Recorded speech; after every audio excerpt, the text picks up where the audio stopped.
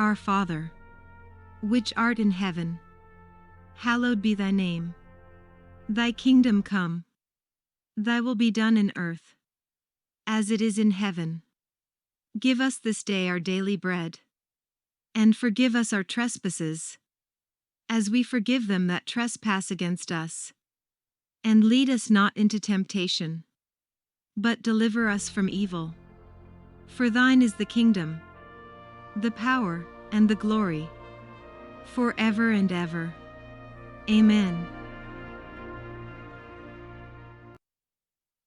Genesis chapter 37. Jacob lived in the land of his father's travels, in the land of Canaan. This is the history of the generations of Jacob. Joseph, being 17 years old, was feeding the flock with his brothers. He was a boy with the sons of Bilhah and Zilpah, his father's wives. Joseph brought an evil report of them to their father. Now Israel loved Joseph more than all his children, because he was the son of his old age.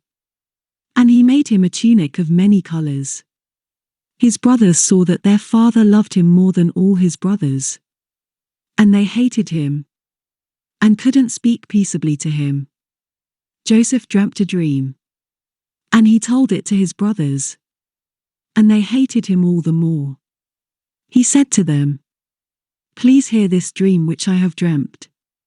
For behold, we were binding sheaves in the field, and behold, my sheaf arose and also stood upright. And behold, your sheaves came around, and bowed down to my sheaf." His brothers asked him, "Will you indeed reign over us? Will you indeed have dominion over us?" They hated him all the more for his dreams and for his words. He dreamt yet another dream, and told it to his brothers, and said, "Behold, I have dreamt yet another dream. And behold, the sun and the moon and 11 stars bowed down to me." He told it to his father and to his brothers. His father rebuked him, and said to him, "What is this dream that you have dreamt? Will I and your mother and your brothers indeed come to bow ourselves down to the earth before you?" His brothers envied him, but his father kept this saying in mind. His brothers went to feed their father's flock in Shechem. Israel said to Joseph, "Aren't your brothers feeding the flock in Shechem? Come, and I will send you to them." He said to him, "Here I am." He said to him, "Go now, see whether it is well with your brothers, and well with the flock, and bring me word again." So he sent him out of the valley of Hebron, and he came to Shechem.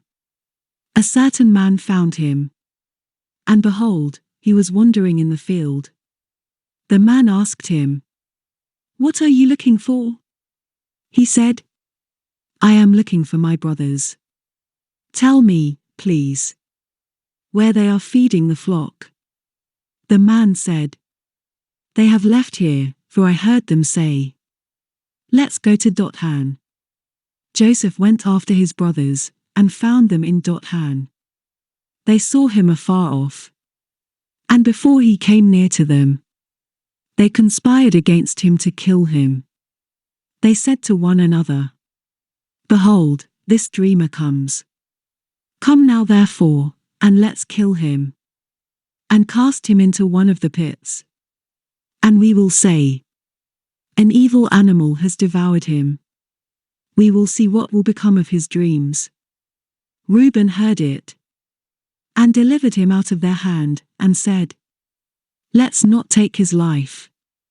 Reuben said to them, "Shed no blood.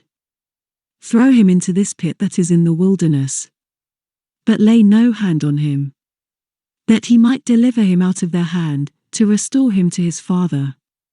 When Joseph came to his brothers, they stripped Joseph of his tunic, the tunic of many colors that was on him. And they took him, and threw him into the pit.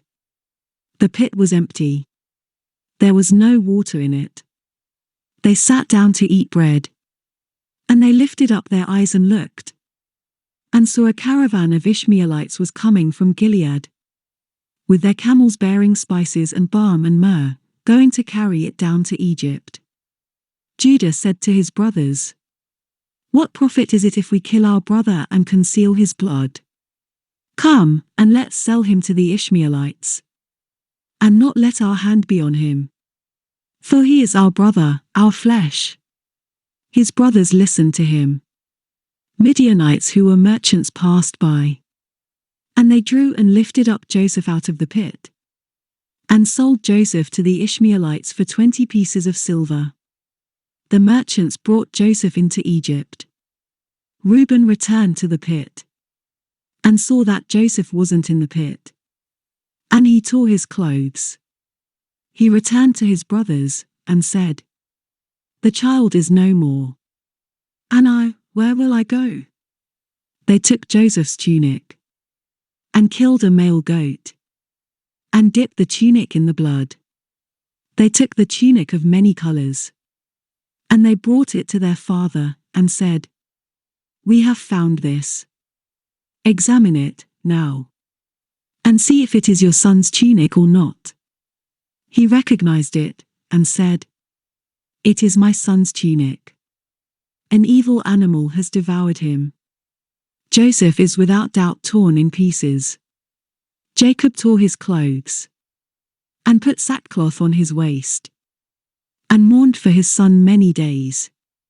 All his sons and all his daughters rose up to comfort him, but he refused to be comforted.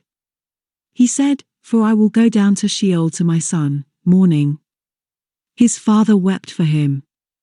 The Midianites sold him into Egypt to Potiphar, an officer of Pharaoh's, the captain of the guard.